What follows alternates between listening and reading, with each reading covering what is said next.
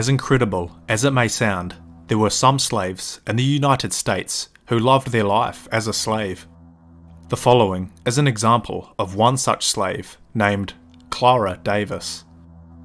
Not much is known about Clara Davis other than that, according to her, she was born in Monroeville, Alabama in 1845.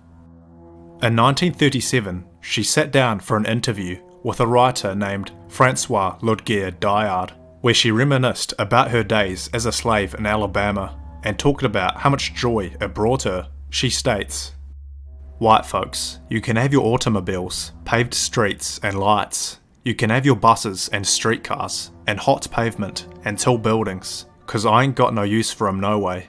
I tell you what I do want.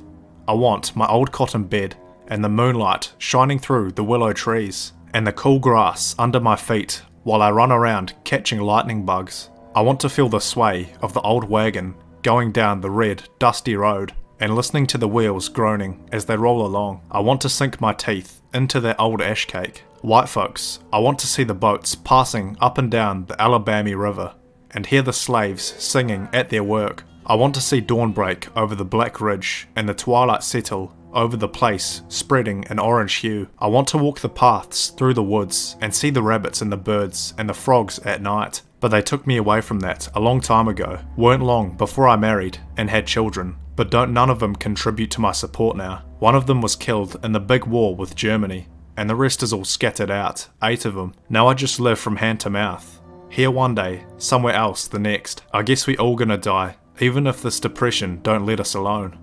Maybe someday I'll get to go home. They tell me that when a person crosses over that river, the Lord gives them what he wants. I done told the Lord, I want nothing much, only my home, white folks. I don't think that's much to ask for. I suppose he'll send me back there. I've been waiting a long time for him to call."